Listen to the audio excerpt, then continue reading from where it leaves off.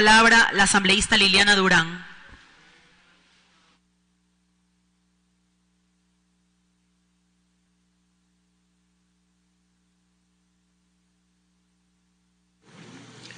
Presidenta, buenas noches. Colegas asambleístas, hombres y mujeres, también buenas noches. Un saludo para todas y todas. También saludo a los medios de comunicación presentes, de manera particular a los medios de comunicación del órgano legislativo que normalmente nos acompañan en las diferentes jornadas.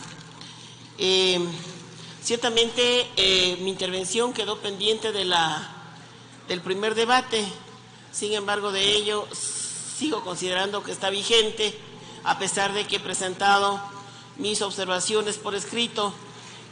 No lo escuché en el informe, espero que en algún momento se dé tiempo el presidente a revisarlas y a considerarlas en el informe, o de no, sencillamente creo que no tendríamos muchas oportunidades en igualdad de condiciones de poder participar todos y todas los legisladores. Ha transcurrido ya un año desde que el señor Lenín Moreno asumió el poder y la situación económica, social y política ha empeorado para todos los ecuatorianos debido al carácter antipopular, reaccionario y de sometimiento incondicional a los intereses del capital internacional encabezado por el imperialismo. Son las características del actual gobierno, representante de los intereses de las cámaras ultrarreaccionarias del país.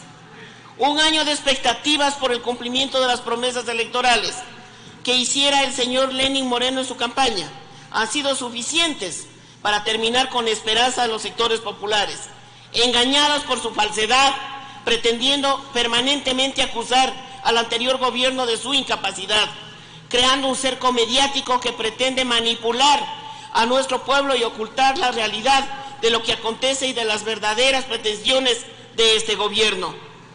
La esperanza se ha convertido en el descontento de la mayoría del pueblo ecuatoriano. Sin embargo, que algunos siguen engañados al evidenciarse de mejor manera el alto índice de desempleo, provocado por los despidos de los trabajadores en las fábricas y también funcionarios y funcionarias en las entidades públicas. La falta de vivienda, el alza de las tarifas de luz, del agua, el encarecimiento de los productos vitales, es decir, empeorando las condiciones de vida de la población.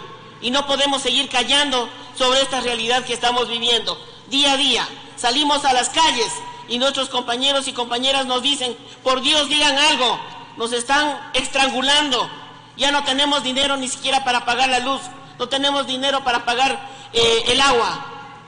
Esa es la realidad que estamos viviendo ahora. El país presencia los resultados más funestos de la política económica orientada a restaurar el neoliberalismo al servicio de las élites, con un proyecto de desarrollo eminentemente empresarial, con aplicación de conceptos anacrónicos, de creer ingenuamente que los empresarios tienen responsabilidad social, cuando el mismo Milton Friedman, defensor del libre mercado, esencia del neoliberalismo, el más prominente líder de la denominada Escuela de Chicago, decía que las posturas empresariales que buscan responsabilidad social en empresa privada se distinguen por su flojedad analítica y su falta de rigor.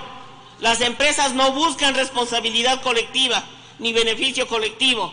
Las responsabilidades sociales son individuales y no de corporaciones o empresas que buscan acumular mayores utilidades y concentrar la riqueza en pocas manos. Friedman acusaba que la responsabilidad social es una doctrina fundamentalmente subversiva. Eso es lo que está detrás de toda esta cortina de humo para ocultar los verdaderos intereses que están detrás de esta ley económica que tiene un nombre tan ribombante. Como mencionaba el historiador Juan Paz y Miño, no existen bases históricas para afirmar que si les va bien a los empresarios, nos va bien a todos y todas. Esa es una falacia. Bastaría con investigar y estudiar el modelo empresarial de los años 80-90 o del periodo plutocrático entre 1912 y 1925 para dar cuenta los tan beneficiados que resultaron el sector privado, en tanto fueron precarizadas las condiciones de vida y de trabajo de los ciudadanos y ciudadanas. No olvidemos los mayores índices de conflictividad por las condiciones de pobreza que se dieron en los periodos de 1912 y 1925. Se produjeron las huelgas de los ferroviarios en Guayas. Se dio lugar a lo que se ha denominado el bautizo de sangre de los trabajadores en el Ecuador, con la masacre del 15 de noviembre de 1922, al igual que la Revolución Juliana en la década de 1980 a 1990. Las grandes huelgas nacionales en el gobierno de Osvaldo Hurtado y en el gobierno de León Febres Cordero.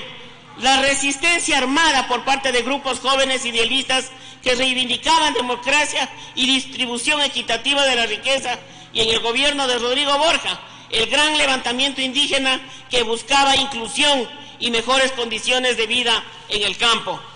Hoy, precisamente con esta ley, se estaría perjudicando los derechos de los trabajadores y trabajadoras. Se pretende volver a la flexibilización laboral, por ejemplo, la eliminación del artículo 1 de la Ley Orgánica de Defensa de los Derechos Laborales, que aparentemente es una reforma, una supresión inofensiva.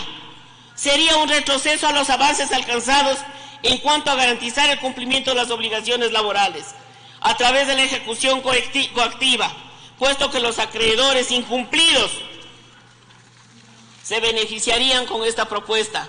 La supresión del artículo 1 de la ley trae como consecuencia la imposibilidad de ejercer las acciones legales necesarias para garantizar el cumplimiento de las sentencias establecidas por el juez de trabajo, conflictos individuales o por la autoridad administrativa, conflictos colectivos.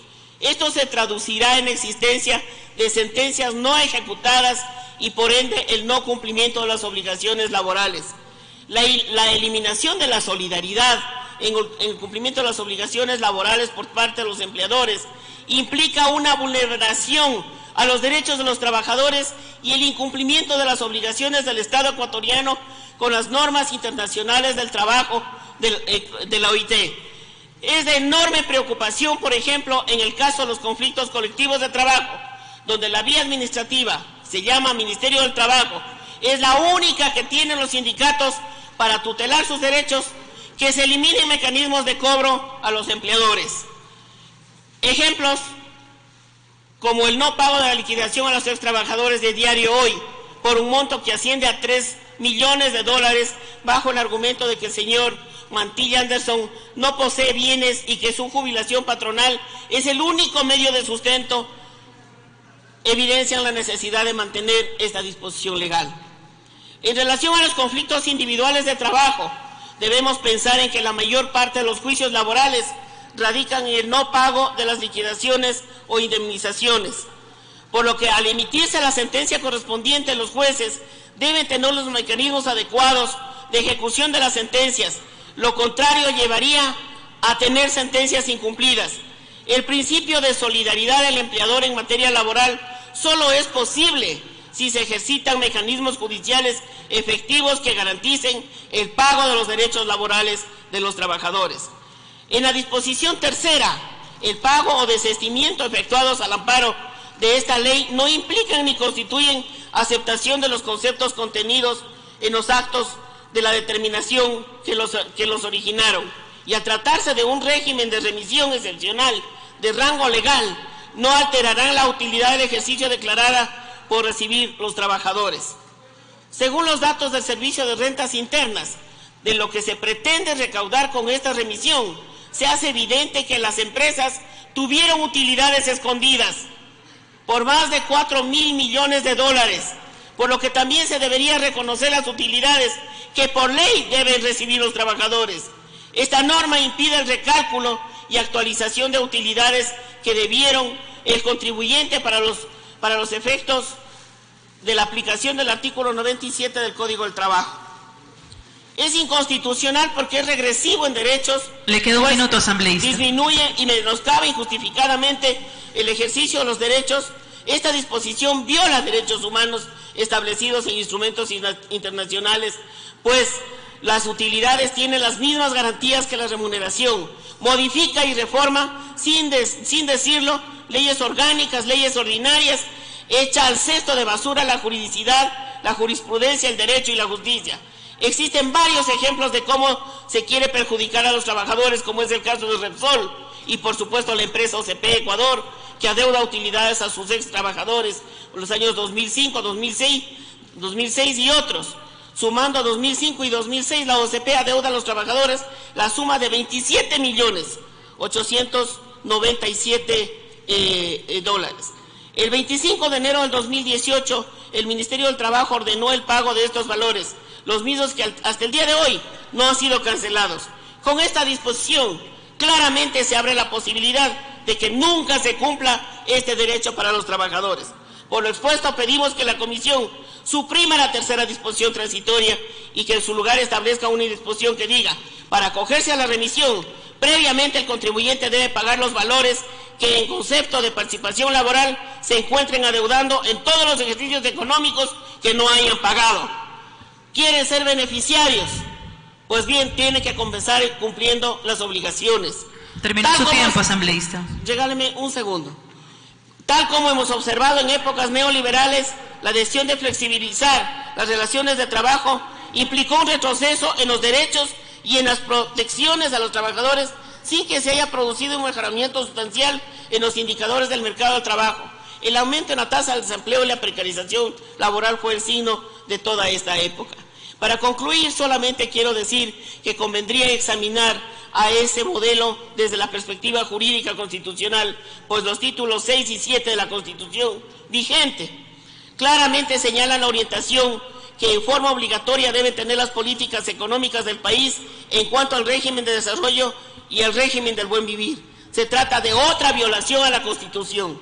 Hoy incluso se pretende no solo desmontar el modelo de desarrollo del buen vivir, sino que se intenta judicializar la política, con falacias, con mentiras, con falsas acusaciones posicionadas por los medios de comunicación.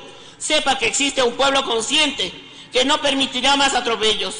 Y peor aún, pretenden mancillar la reserva moral y dignidad de nuestro pueblo, que se llama Rafael Correa Delgado. Tiene la